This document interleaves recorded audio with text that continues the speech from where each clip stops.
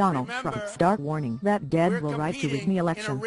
Donald Trump has continued an unprecedented effort by a major presidential candidate to effectively declare the presidential election invalid before voters have even had their say. On Monday, just over 3 weeks before Election Day, the Republican nominee repeated his unsupported claim that voter fraud was rampant and specifically stated in a rally in Green Bay, Wisconsin, that ballots cast by undocumented immigrants led to Barack Obama's victory in North Carolina in 2008. People who died 10 years ago are still voting, he claimed. Trump's Wisconsin appearance came after a series of provocative tweets culminating on Monday morning when he wrote, "Of course there is large-scale voter fraud happening on and before Election Day. Why do Republican leaders deny what is going on? So naive? Never before has a major presidential candidate in effect rejected the results before the election has been held." In remarks that were mostly scripted, Trump spoke darkly about the election he has long described as rigged and made specific unfounded claims about in-person voter fraud. Previously, Trump has only spoken in dog whistles about voter fraud in certain communities. On Monday he specifically said that 1.8 million dead people would vote, and for somebody else. The statement was apparently a reference to the fact that one 2012 study found up to 1.8 million active voter registrations from deceased voters.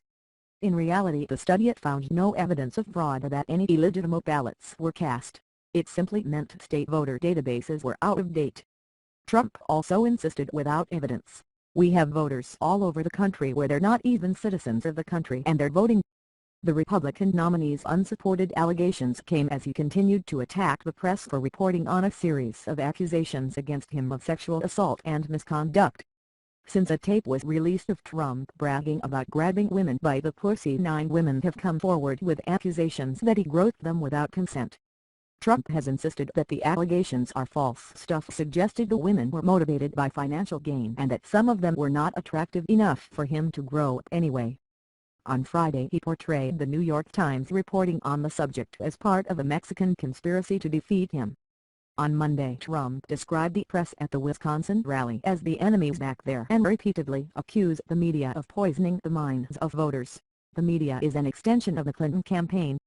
As the crowd chanted "CNN sucks," Trump answered, "They really do." He continued to conjure imagery of shadowy backers behind Hillary Clinton. Her international donors control every move she made. History will record that 2017 is the year America lost its independence. In one display of policy substance, Trump proposed ethics reforms including a 5-year ban on executive branch officials lobbying the government after leaving public service, and a similar ban for staffers on Capitol Hill. Trump also showed some restraint towards at least one of his Republican critics. After attacking Paul Ryan repeatedly on Twitter on Sunday, describing him as a man who doesn't know how to win, the candidate refrained in the speaker's home state. The two have had a notably frosty relationship, although Ryan insists he will vote for Trump in November. Still, Trump's Wisconsin crowd chanted "Paul Ryan sucks." Ryan had implicitly rebuked Trump's claims of a rigged election on Saturday when Ashla Strong, his spokesperson, said in a statement, "Our democracy relies on confidence in election results and the Speaker is fully confident the states will carry out this election with integrity." The Republican nominee's wife, Melania, made her first public appearance since her plagiarized speech at the RNC in July. She spoke to Anderson Cooper to defend her husband in the aftermath of the leaked tape and the barrage of allegations of sexual misconduct. Melania Trump insisted that Access Hollywood host Billy Bush had egged on her husband to make inappropriate remarks and blamed a media conspiracy for their release.